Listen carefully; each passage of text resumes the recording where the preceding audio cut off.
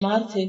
تو اس سے پہلے رات کو سوتے وقت کا جو عمل ہے کہ اپنے ہاتھوں پر تینوں کل پڑھ کر سارے جسم پر خود انسان دم کرے، ہمیں سارے کو کرنا چاہیے، کیونکہ سوتے ہوئے انسان تو اپنے آپ سے بھی غافل ہوتا ہے، کوئی چیز آ کے کاٹ نہ جائے، کوئی چیز آ کے نقصان نہ دے، تو وہ ایک طرح سے پوری حفاظت ہو جاتی ہے۔ تو جب نبی صلی اللہ علیہ وسلم بیمار ہوئے تو آپ حضرت عائشہ کو کہتے کہ وہ پڑھیں یا وہ آپ کے اوپر ہاتھ پھیرے۔ حضرت عائشہ کہتی ہیں کہ نبی صلی اللہ علیہ وسلم اپنے گھر کے بعض بیماروں پر یہ دعا پڑھ کر دم کرتے اور اپنا دانا ہاتھ پھیرتے،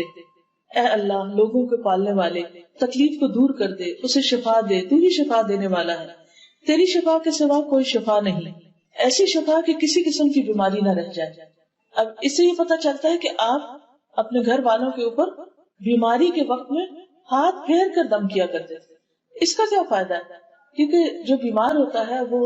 ایک طرح سے اپنے آپ کو تنہا محسوس کرتا ہے، تکلیف میں محسوس کرتا ہے، تو ہاتھ کا جو ٹچ ہے اور ہاتھ پھیرنا جو ہے اس کے اوپر، یہ اس کے لیے باعث تسکین ہوتا ہے۔ حضرت عائشہ ہی کہتی ہے کہ رسول اللہ صلی اللہ علیہ وسلم کے گھر والوں میں سے جب کوئی بیمار ہوتا تو آپ معوذات پڑھ کر اس پر پھونک مارتے تھے، پھر اسی طرح آپ گھر والوں کے لیے دعا بھی کرتے تھے۔ حضرت عائشہ کہتی ہے کہ میں نے رسول اللہ صلی اللہ علیہ وسلم کو خوش طبیعت دیکھ کر کہا، اے اللہ کے رسول صلی اللہ علیہ وسلم میرے لیے اللہ تعالیٰ سے دعا کر دیجیے،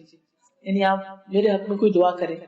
آپ نے فرمایا، اے اللہ عائشہ کے پہلے اور پچھلے اور اعلانیہ اور مخفی سب گناہ بخش دے۔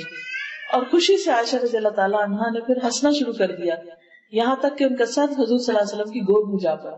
یعنی اس دعا سے وہ اتنی خوش ہوئی۔ اچھا، بعض اوقات گھر والے ہم سے کوئی چھوٹی سی چیز کا مطالبہ کرتے اور ہم اتنے بزی ہوتے ہیں نا، ہم بات بھی نہیں سنتے، اور خصوصاً جیسے بچے ہوتے ہیں نا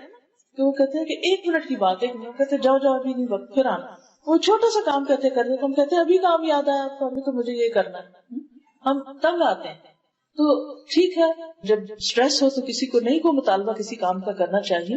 لیکن ایک دوسرے کے لیے سامنے دعا کرنا، بول کے دعا کرنا، ایک دوسرے کے ساتھ ایک تعلق کو شو کرتا ہے۔